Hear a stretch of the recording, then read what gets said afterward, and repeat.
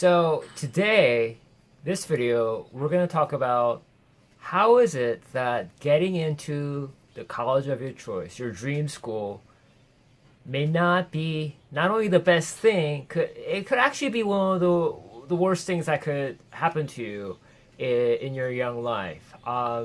Here's what happens. The things that you did to get into that prestigious school, that highly ranked college, it doesn't serve you well out in the real world. What are the things that you did? What did you have to do to get in? For a lot of students, it meant not taking risks. What do I mean by that?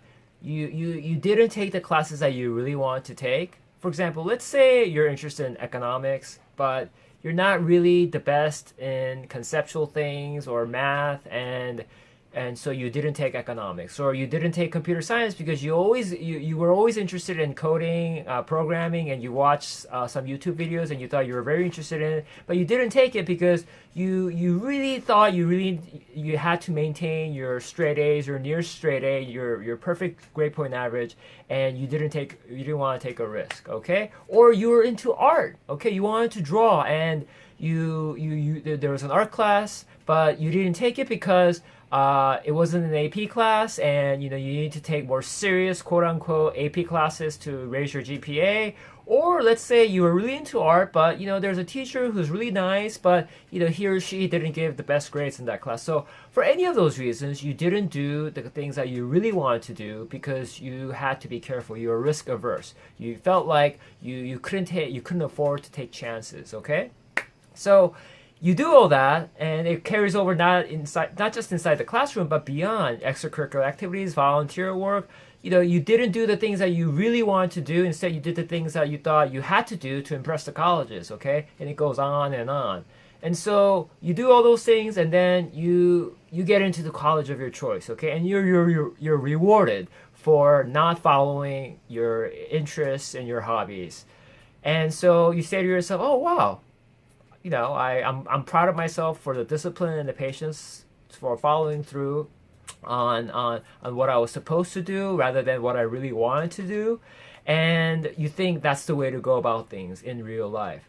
But here's the thing, okay? When you get out in the real world, your grades and test scores, not only do they not count, they're gonna hold you back. Here's why.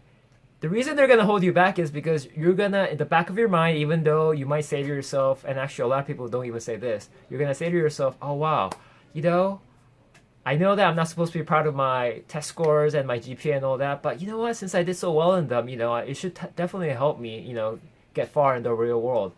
But it doesn't. And so here's what happens. When you leave college, you're so used to doing things that you were supposed to do and you were told to do, you were given instructions, right?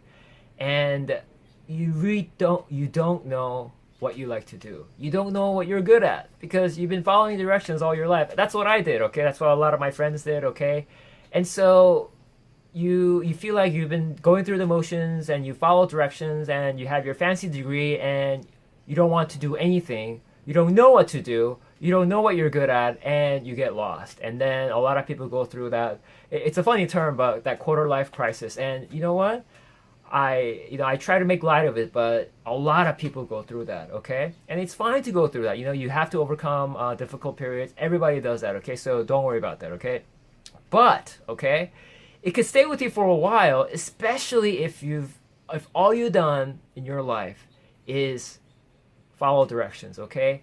If all you've done all your life, you've never failed. Okay, so one of the contradictory things about life is that if you never fail, you guarantee your failure, right? Because if you're trying new things, doing things that you want to do, it involves anxiety, uncertainty, because you don't know how things are going to turn out, right?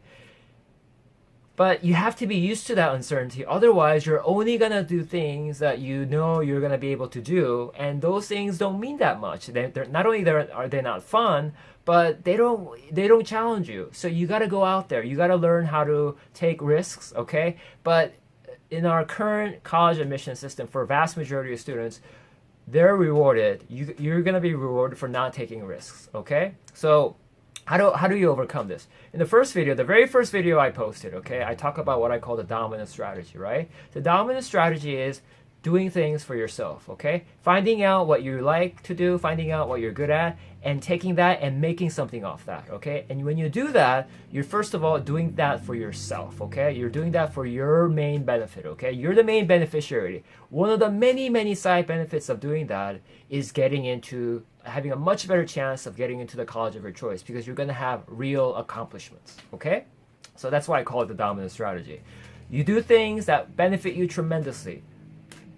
Writing a book, building a website, building a business, truly helping others, truly serving others, creating something that's truly useful to others, okay?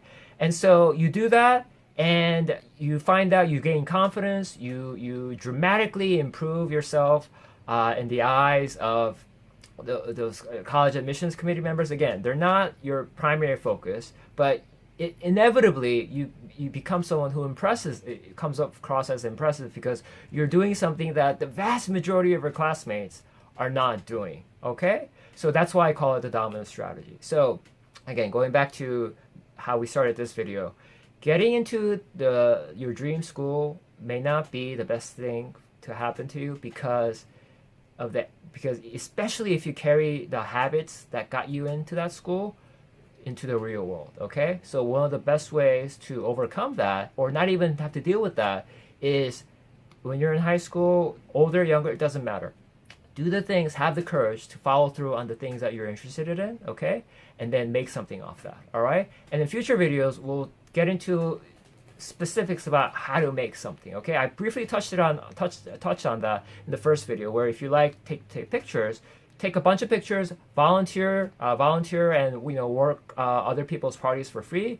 Collect pictures, make a book, and the world is yours from there. I mean, you could do anything, okay? Create a website, and one of the videos I'll go into step by step how to create your own website, how to register a domain name, okay, that you like, and we'll do all that. All right. So for now, don't worry so much, okay? Don't worry. If you don't get into the college of your choice, you might be disappointed for a while, but there are so many awesome colleges where you're going to have so much fun anywhere you go. And for some of you, maybe college isn't the right path. You just thought, you know what, I'm going to go to trade school and become an electrician or a plumber or a carpenter. That is fantastic. In fact, I would say that there's a more than 50-50 chance that you're going to make more money than friends who go on to college. And not only college, your friends who go on to professional school, grad school, even law school, okay? Maybe even some of your business school classmates. Maybe even some of your medical school classmates. Because learning a trade is not only incredibly rewarding, but it can be incredibly financially rewarding as well, okay? So we'll stop there for now. Thank you so much, guys, okay? I'll see you guys next time. Bye.